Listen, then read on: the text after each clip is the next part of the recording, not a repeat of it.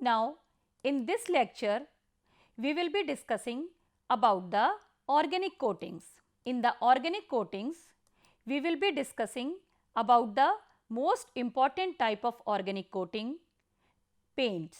We will learn about details of paints, what are the various constituents of paints, and drying of oils and solvent evaporation also. Now, if we revise the classification of organic coatings, then we can see the organic coatings can be divided into many categories. Most important of these is paints. Apart from paints, varnishes, enamels and many more types of lacquers, etc. they are covered under the heading of organic coatings. If we see the use of paints, it can be for the interior of the buildings or for the exterior also. In the interior, for the walls, we use distemper, luster, enamels, emulsion. For the metallic portion, we use enamels. For the wood finish is being used. For the exterior part, emulsion, texture and cement paints are being used. Now, what is paint?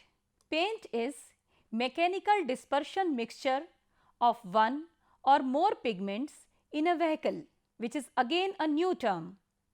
Vehicle is liquid consisting of non-volatile film forming material. This is also known as film former. It consists of drying oil and a highly volatile solvent, that is thinner. After application of paint, thinner evaporates and drying oil slowly oxidizes, forming a dry pigmented film. What are the requisites of a good paint? A good paint should possess the following characteristics. It should be fluid enough so that it can be spread easily. It should possess good covering power. It should be quite tough, uniform so that can be spread smoothly. It should be adherent so that long lasting and impervious. It should be glossy, stable and easily applicable also. Now, here we can see how a good paint can change entire look of a house. Here we can see the various types of paints, stucco paint, texture paints, stone paints which are being used nowadays. Now, coming to the technical part of the paint. What are the various components of the paint? These are pigment, vehicle or drying oil, thinner, dryer, filler, plasticizer and anti-skinning agent. Now, first of all, we will be learning about the pigment. Pigment is the solid substance and most essential constituent of paint. It should have following characteristics. First of all, it should be opaque and of course inert and non-toxic. It should be freely mixable with vehicle and cost effective also. If we are using it on the exterior part, then it should be weather resistant and aesthetically appealing also. If we want to color a substance white, then pigment is the thing which will impart the color. For the white color, pigment used are white lead or zinc oxide, lithopone or titanium oxide. For the green color, we can use oxides of chromium. For the blue color, we can use Prussian blue. Now, we can see here components of the auto paint. In the auto paints, resin, here it is being mixed with the pigment for color and metallic flakes to give it metallic luster and mica flake These are all together mixed and finally they are being sprayed on the auto part. Resin is the glue of the paint, which is a complex binder in which the pigment, metallic, mica all are suspended. Now we will see what is vehicle or film former. This is basically polymer resin or binder. It provides the basis of a continuous film, which is very important. It varies in chemical composition according to the end use. Another component of vehicle is solvent. Solvent is the means by which the paint may be applied. Solvent is not present in case of powder coatings or in case of 100% polymerizable systems. For the vehicle, we use natural oils, gums, resins and their combined use. It gives them drying property. These are basically glyceryl esters of high molecular weight fatty acids. They can be from animal source or vegetable source. Here we can see the structure of fatty acid. Here value of the N may be 32, 30, 28 or 26. This value clearly indicates that this fatty acid is unsaturated one. Here we can see the percentage composition. In the tongue oil, saturated acids will be 6%, oleic acid will be 7% and 9 to 12 linoleic acid will be 4% or 9, 12, 15 linolenic acid will be 3% and like that. Here 80% will be the percentage of conjugated acid. Here percentage of various acids in different types of oil, linseed oil, soybean oil, castor oil, dehydrated castor oil, tall oil and coconut oil are given here. Here we can see in the coconut oil percentage of saturated acid is highest. Now drying oil, semi-drying oil and non-drying oil all are used for a vehicle. A particular oil is drying oil, semi-drying oil or non-drying oil. It depends on its ability to oxidize or cross-link on its own. It also depends on concentration of fatty acids and their unsaturation. This unsaturation is the very important. At least 50% of the polyunsaturated fatty acid should be present for a good drying oil. Example of good drying oil is linseed oil, which consists of 60% linoleic acid or linolenic acid. Tall oil, this is also used as a vehicle. This is byproduct of paper industry. Coconut alkyds, they are also being used as vehicle for enamels, etc. Use of blended oil is very common. We can get appropriate drying property by mixing the two type of oils. Oils are purified by acid or alkali, then they are used for coating. Stand oil, this is also very important. Drying oil may be heat bodied in the range of approximately 290 degrees Celsius to produce the stand oil. Viscosity is increased due to dimerization reaction through double bonds of unsaturated fatty acids, and iodine value is decreased. Iodine value basically shows the presence of unsaturation in a fatty acid. Stand oils are used in oleoresinous vehicles and alkyd resins. We can compare here drying oils and semi-drying oils. They dry quickly in air to form adherent and horn-like films. So, they are called drying oils, and as it is clear from its name, semi-drying dry very slowly in the air. Drying oils are composed of high percentage of conjugated fatty acids, esters of glycerol. These are composed of low percentage of conjugated fatty acid ester or high percentage of single double bond containing fatty esters of glycerol. Drying oils are used in paints. However, semi-drying oils are not used alone. They are used as blending agent.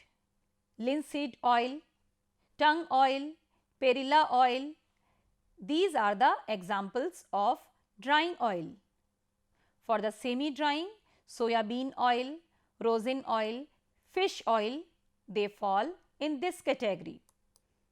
Drying oil supplies to paint film. They are basically main film forming constituent. They act as a vehicle or medium. They provide toughness, they provide adhesive power to the paint and durability, and of course waterproofness also.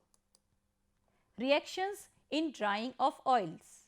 The oil film, after it has been applied on the protected surface, absorbs oxygen of the air at the double bond. As we already learnt that these oils are unsaturated one. Unsaturated means they possess double bonds. Thus, they form peroxides across the double bond. They form diperoxides and hydroperoxides.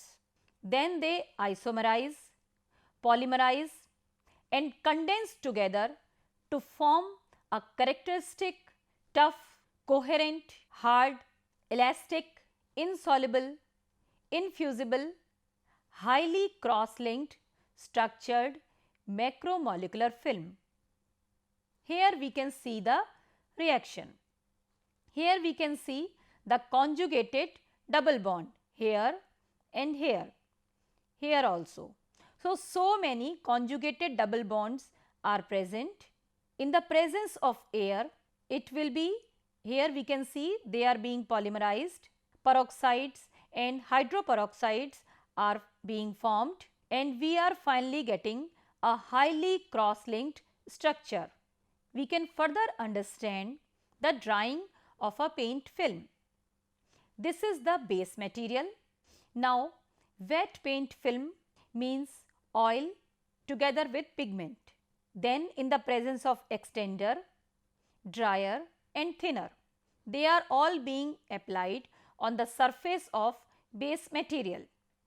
After some time, thinner is being evaporated. Now, what is being left? Film of oil, pigment and dryer. Now, further oxidation and polymerization of oil under the catalytic influence of the dryer will take place, and we will get highly cross-linked structure at the surface of base material. Now, next component of the paint is thinner.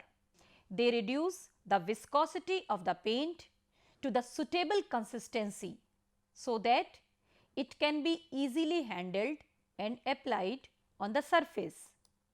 Thinner dissolves vehicle and the additives present in the vehicle. So, we can see if thinner is not added, then we cannot dissolve and our paint will not work. It increases the penetrating power of the vehicle.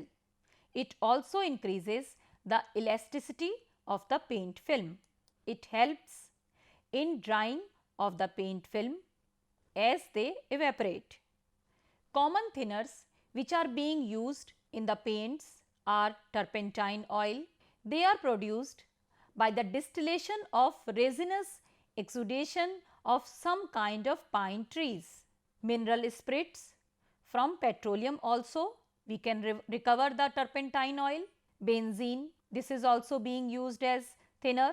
Dipentene, naphtha, toluol, xylol, kerosene and methylated naphthalene and many more solvents. Next component of the paint is dryer.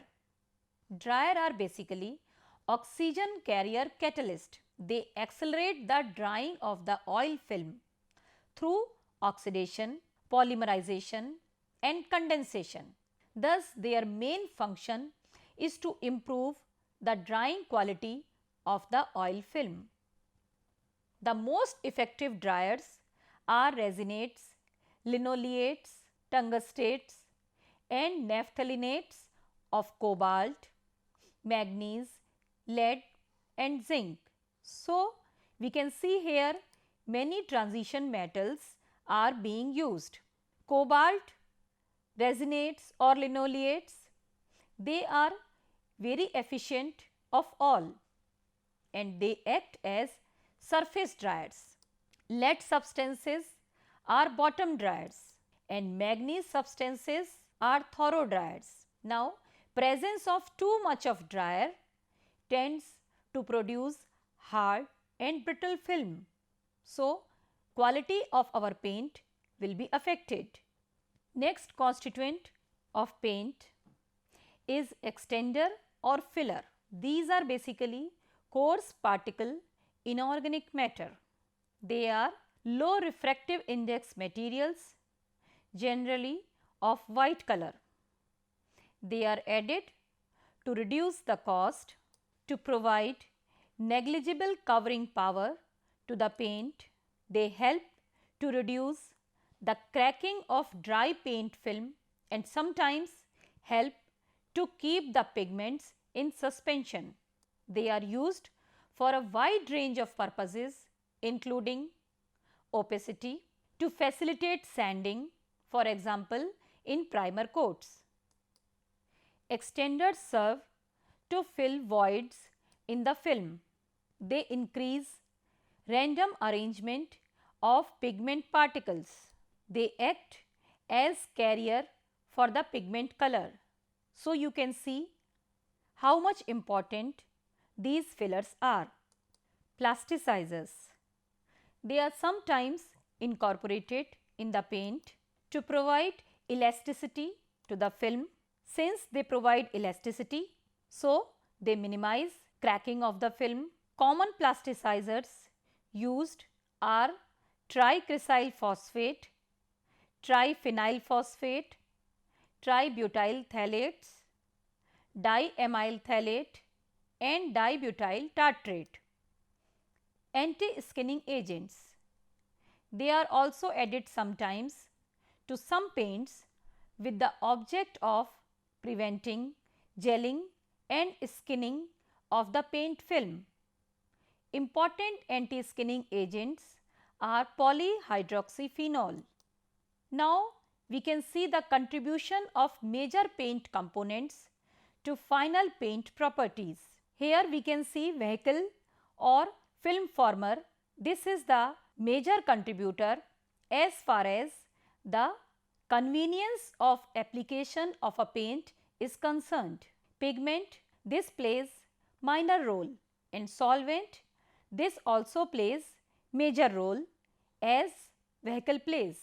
As far as cure rate is concerned, again the vehicle plays the major role, pigment has no role and solvent also plays significant role. Mechanical properties of the paint. Here again vehicle or film former, this is the most important, pigment being the less important. Durability of a paint, here vehicle as well as pigment both plays major role. Now, color of the paint. As it is clear, this is the pigment which will play the major role in deciding the color of a paint. Now, the cost. This is the very important component.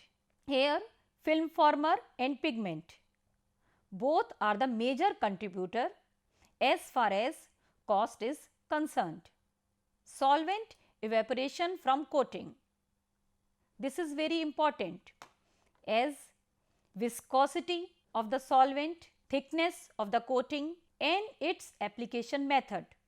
These are all very important if we are considering the solvent evaporation from a coating.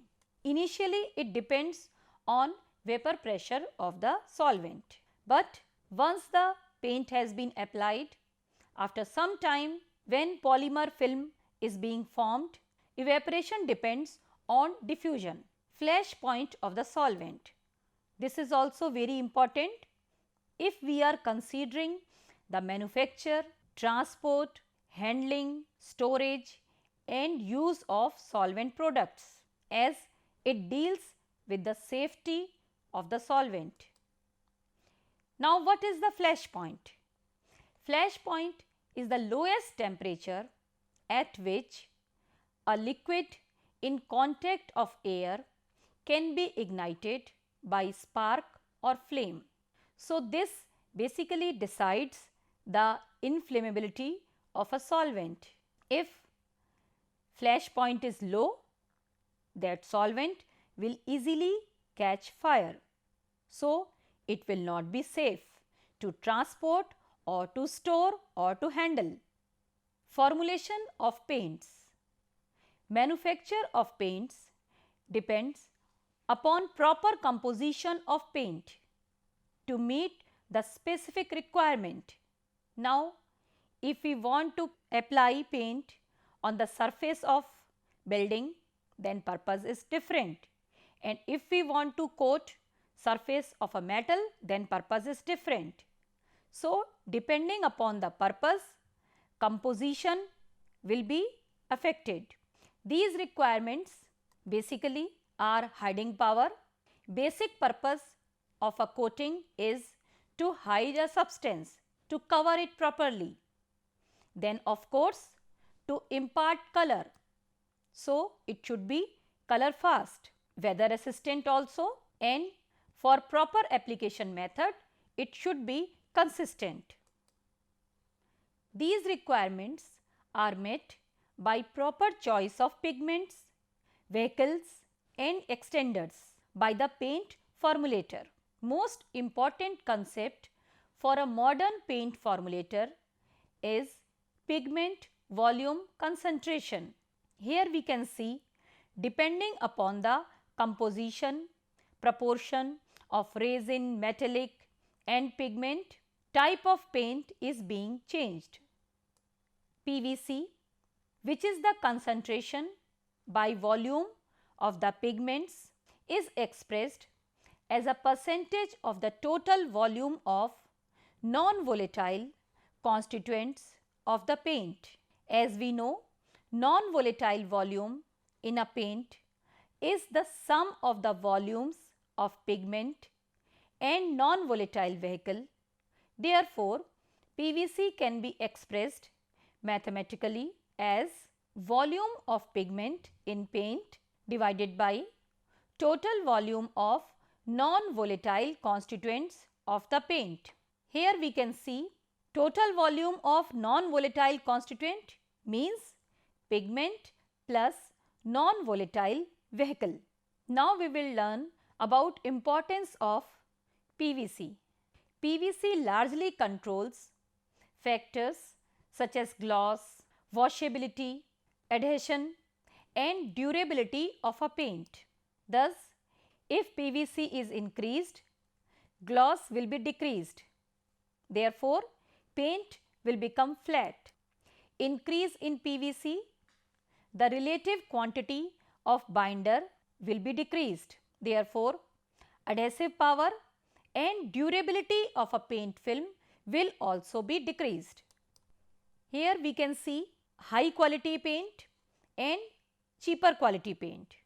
How the composition of high quality paint and cheaper quality paint differs. In the high quality paint, solids will be 31 to 46%. Solids means binder and pigment. They together constitute the solid constituents. In the cheaper quality, they will be less than 30%. So, remaining will be the carrier, additives and other type of agents. Failure of a paint film. A paint is considered as failed in the following areas. First of all, chalking. Chalking means progressive powdering of the paint film on the painted surface. It happens many times that paint becomes powdery substance. It occurs due to improper dispersion of pigment in vehicle or by destruction of binder by the continuous exposure to light. Flaking. This is peeling of the paint film for the painted surface. This takes place due to the presence of dust particles or greasy matter in the paint. These foreign matters result in poor adhesion of the paint to the painted surface. Next type of failure is cracking. Cracking is due to unequal expansion or contraction of different coats of paint, which is caused by variation of temperature of the exposed film. This defect can, however, be prevented by making the first coat a harder one. First coat is known as primer coat. Color change of the paint film. This happens after some time due to the chemical effect of the atmospheric gases. For example, white lead containing paint film tarnishes, it becomes blackish when exposed to atmosphere containing sulfur containing gases like hydrogen sulfide. Similarly, zinc oxide containing paint becomes yellowish. Failure of a paint can be prevented by scientific mixing and proportioning of the ingredients of proper characteristic. So, you can see proportion of the various constituent is very important. Using only suitable and selected paint for a particular job. We can prepare carefully the surface. It should be cleaned properly before applying any paint. Paint has to be applied properly and evenly. So, application method, this is again very important. By allowing each paint coat to dry sufficiently before the next coat is being applied. Now, we will revise whatever we have learnt so far. In this episode, we learnt about the most important type of organic coating, that is paint, its various components, vehicle, pigment, thinners and many more. We also learnt about formulation of paint, how we can improve life of a paint, what should be the proper proportion if we want to get a proper performance by a paint. In the next lecture, we will be discussing about the other type of organic coatings like enamels, lacquers, emulsion paints, and we will be discussing about the environmental impact of the paints.